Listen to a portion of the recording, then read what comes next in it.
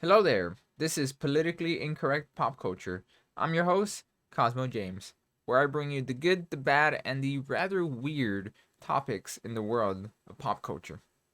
Today's news is quite video game front loaded, but I do have some movie topics to talk about. The Uncharted movie has been doing pretty well in the box office, to the point that even Sony is happy about it.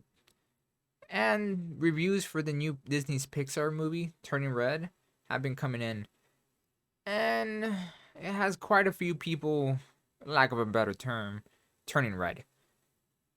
Well, please like, subscribe, and comment. On with the show. Let's start with some good news. It looks like Go Nintendo's finally coming back. This little humbled website went quiet around early last year or so.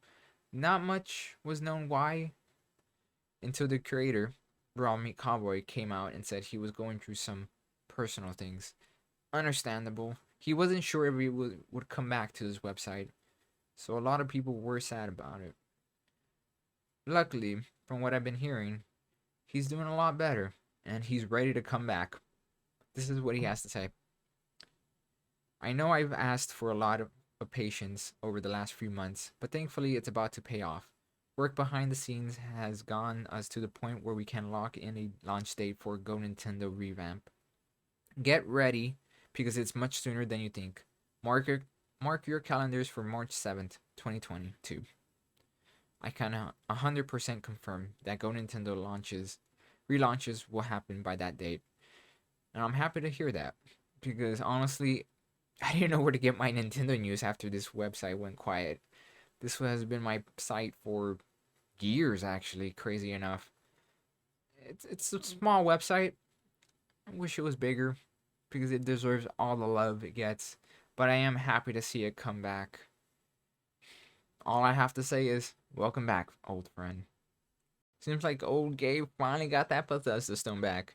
Bethesda is officially retiring its PC launcher and will merge its library to Steam. Not surprising, Microsoft did buy them. I don't think they want to have multiple launchers when they only really need one. Quite a few are not happy about this because it gives Steam more power, but honestly, I don't want 50 launchers just to play one game. I've already have enough with this freaking Steam, not Steam, but the streaming wars going on right now. I really don't need to deal with this. But good news all around for people that uh, want to play their games on Steam. You'll be able to merge your games on from Bethesda to Steam easy. I'm not sure you're going to be able to merge it to anything else, say like the Microsoft Store or anything like that, but you'll be able to do that, and it's pretty cool. I guess that Thanos quote actually rings true. You couldn't live with your failures, so where does that bring you? Back to me. Speaking of Marvel, seems like Square isn't very happy with them right now. That new Guardians of the Galaxy game that released late last year didn't do all that well. It was quite disappointing in their eyes, and honestly, I'm not surprised. I heard good reviews of it.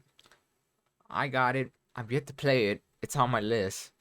But after what happened with Marvel's Avengers, I'm not surprised this game took a real big hit. And counting for the fact that it's a big IP, licensing costs, triple A, they're probably not even close to making their money back. Quite sad actually, because the fans liked it. It just didn't do all that well. Then again, not Final Fantasy. Sorry, Square Enix has this weird thing about AAA games that they have to make certain amount of money to make anything back. But on the upside, all their other games in games have been doing pretty well, like Final Fantasy, Dragon Quest, and Kingdom Hearts. They might just want to stick to those from now on. On to movie news. The Uncharted movie passes 100 million as Sony calls it a franchise. Sony's Uncharted movie opened in the US on February 18 following its release in the UK and other parts of the world earlier in the month. And the Tom Holland Mark Wahlberg action film has now made more than 139 million worldwide. After outperforming expectations this past weekend, the movie has now made 51 million in the US and 88 million internationally. Well, I stand corrected. I wasn't expecting much from this movie, and honestly, I thought it would flop. So, hey, I was wrong. It seems like people just want some fun, dumb action movies. And it's all good.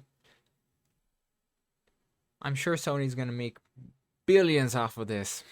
If they're looking to make a franchise off of it, expect 2 more movies with Tom Holland, then 3 more with a older version of Nathan Drake, then a few spin-offs, maybe a video game tie-in. The franchise writes its own. On with the last topic of the day. Reviews have been coming in for the new Disney's Pixar movie Turning Red. So far, so good. There was one reviewer with a rather interesting take on the movie. Courtney Howard had to say, Turning Red is a hilarious, heartfelt, and unapologetically horny. Yeah, you heard that right. Sentimental story about parental problems, puberty, and pandas that's endearingly oddball and off kilter in the best way. Good world building and team vibes. You probably didn't care for the rest of the review, just like most people. Yeah, rather poor choice of words, personally. I get what she's trying to say, not how I would have worded that. And from the looks of it, a lot of people felt that way. Not hours after what she posted that review, she actually hid her Twitter account. I couldn't find it or see it anymore. Luckily, Master of the TDS saved her tweet. As they say, once on the internet, always on the internet. I don't know if she deserves all this dogpiling, but, well, you say something stupid, get ready to get clapped back hard. That's all the news for today. Till next time, see ya.